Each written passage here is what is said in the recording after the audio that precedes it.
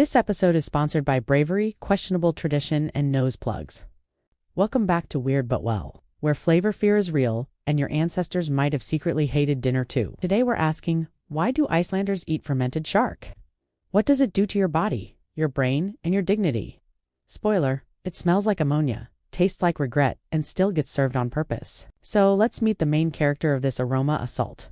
Hákarl, aka fermented Greenland shark. When fresh, this shark is toxic. Literally, its flesh is packed with trimethylamine oxide and urea, which means eating it without detoxing is basically swallowing aquarium cleaner. The fix: burial.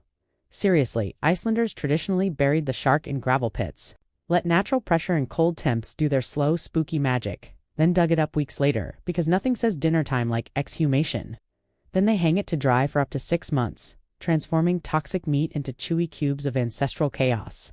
Why? Because back in the Viking days, survival wasn't cute. Iceland's landscape said no crops for you, and the ocean said this meat is poisonous. So the only option? Get creative with fermentation. Hákarl, a unique dish, has a fascinating story behind it.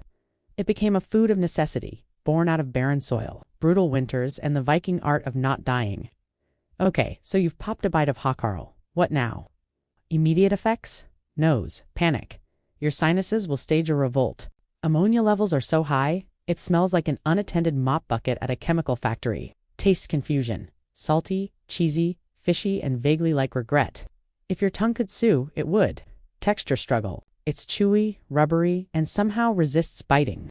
Like jerky, with daddy issues. What's happening inside? Your body is working overtime to process nitrogenous waste products from the shark, even after fermentation. It's not dangerous post-ferment, but your stomach will send a strongly worded memo.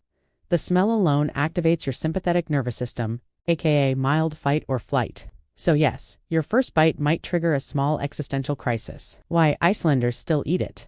Voluntarily. Cultural pride for Icelanders. Hákarl isn't just food, it's tradition. It's about remembering resilience, honoring history, and laughing at tourists who cry at the dinner table. National holidays, it's often served during a midwinter feast celebrating Old Norse foods. The vibe, celebration, through flavor trauma. Starter pack for masculinity. Want to prove you're tough? Eat the shark, don't flinch. Earn your Viking card. Some Icelanders genuinely like it, others just tolerate it, and a few treat it like horseradish. Once a year, with vodka and zero eye contact, global comparison, for your suffering pleasure. Swedes have surströmming, Koreans eat hangeo, Japanese snack on kus, and Norwegians politely nibble reikfisk. But Iceland wins the Funk Olympics by fermenting actual poison with zero spices and maximum drama. So next time someone offers you fermented shark, ask yourself, am I honoring Viking resilience? Or just trying to impress people on TikTok? Either way, your nose won't forget. Neither will your digestive system. Stay weird, stay well, and maybe pack mints.